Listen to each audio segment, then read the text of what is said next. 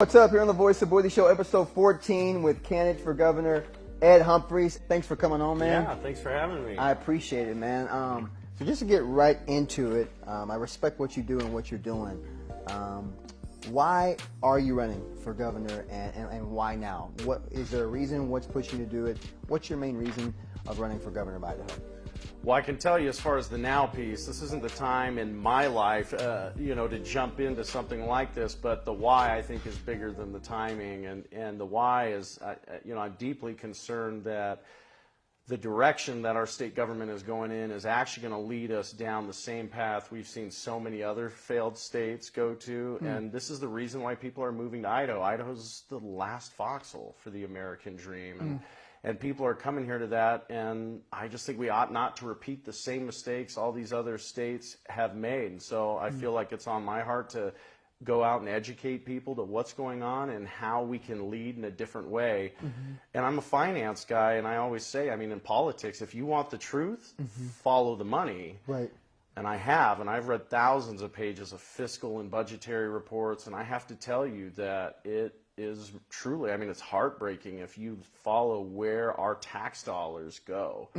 A lot of us just want necessary and reasonable services. We want better roads and the like, and that's not what government's doing. And in some ways, I have to say, it's become very crooked, and I think it's time to replace that element. Wow, I love that. And we talked a little bit off camera about how you said you've had direct experience when it comes to government being involved with your family, and it didn't turn out the best. You were talking about that.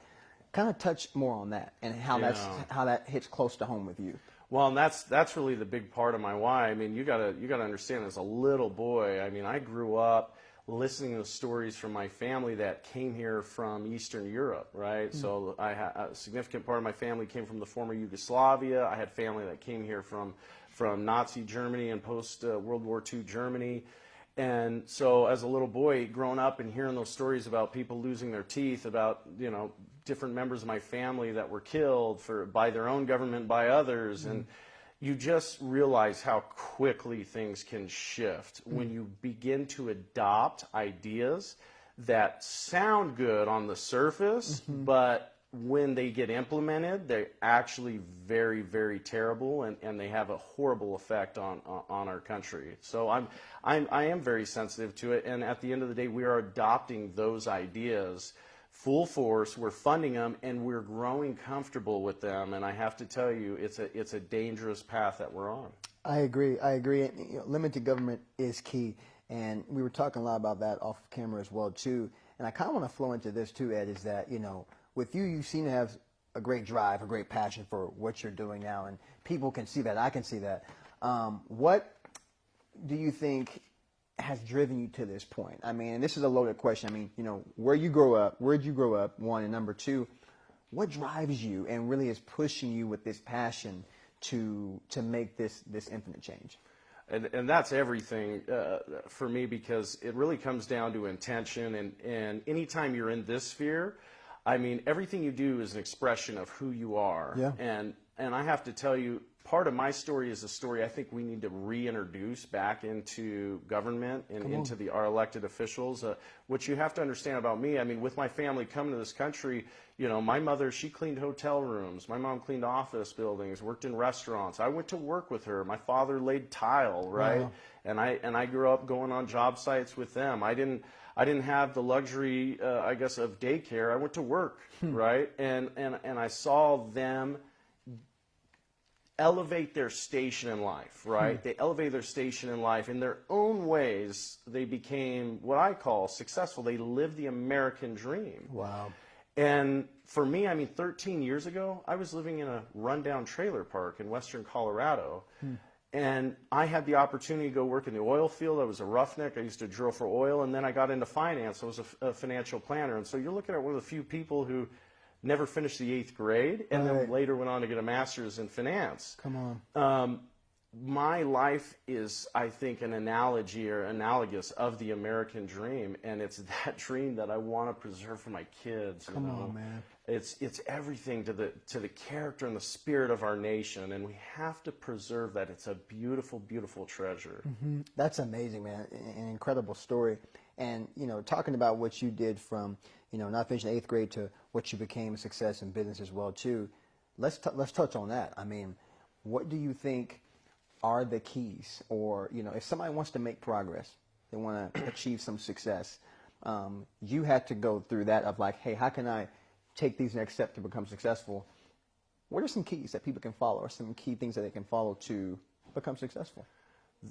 This question I could go on for a long time because, I mean, to be honest with you, I'm a student of history. I always have been, and I've loved studying great leaders in history. Not just people who held office, but people who were leaders in different areas, and their influence expanded even just the position that they held, and that is powerful, and that's what's best for our communities and our country. And I want to inspire other people to step up in those kind of ways. But I'll tell you, there's different buzzwords that go around. I want to go a little bit deeper than the buzzword, but I'd offer up one characteristic that I think our government needs, but I think people need in their life to accomplish greatness, and it's grit.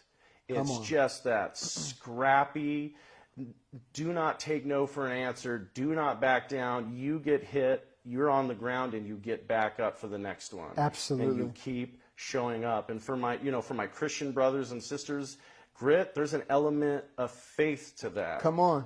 Because you're stepping forward in faith, right? And you will be delivered. It will not always go the way that you envisioned it, but there's a greater force at play here, right? Absolutely. And you continue to have faith and step forward. And I'll tell you, this journey has not been a cakewalk by any means. The reality is, stepping into this race and running the campaign that we've run, we've accomplished a lot of great things, but we still got so much further to go at the same time. And you take a lot of hits. I mean, my name gets dragged through the mud every day of the week. And you got to understand, I mean, my wife and I, we live regular. When I run out of milk, I got to go to the store and buy a gallon of milk, right? There's no team to go do that stuff. Like, you just go and get it done. And, that can be hard for your family, especially when you have a young family. And I have 2 kids at home and my wife, and you invest everything into something. And, people beat you up, but this is what I would offer in closing to consider. If you study history and the greats in history, they had a dream that was so big, it was beyond what most people considered was an acceptable level of success. Right. And there are people that will hate you for that. Absolutely. And so here's what I would tell everyone. Dream so big that people hate you for it. Right. I love that statement because sometimes it's crazy how we're in a world to where if you're not doing the narrow one thing that people are telling you to do and you go outside that, it's all of a sudden a problem. It's like, but what if God's calling me to do this? That's stepping out of my boat to walk on water with him to do incredible things. So I agree. But then as soon as you get over that hump, then they become fans. Oh, my God, I appreciate you. So I can relate with that. In closing question, Ed, what does Idaho need to do to make more progress, to become more successful, and to take that next step forward into the future? There's 3 really big things on my platform I would encourage. I mean, everyone can go to edforidaho.com and see what I'm advocating, what my vision is. But the 3 major things for the state, I believe we need school choice, more educational options, right? I'm advocating that we abolish the income tax and reward people for their hard work, the fruits of their labors. And the last one is we got to have a serious discussion around tackling corruption in government. This is not some topic we can continue to kick the can down the road. And people got to ask themselves, I mean, when's the last time in Idaho you heard of a politician going to prison for corruption in government? And I already know the answer. I've met with thousands of Idahoans through the state. Right. Nobody knows. Right. Right. Look at any other state, even states that you would call really corrupt, and there are still, politicians going to prison for taking bribes and promising jobs and things like that. Never happens in Idaho. So I'm not ready to say all our politicians are following all the rules all the time. And I followed the money. And as we're on the campaign trail, I do reveal things that I think surprise people. And we deserve to have some transparency and accountability and integrity and honor in our state government. And so I'm going to fight to restore that. I love that, man. You said edforidaho.com is where people can see you and where future events are coming. Ed, I appreciate it, man. Thanks for coming on. And God bless you, man. Wish the best luck to you. Yeah.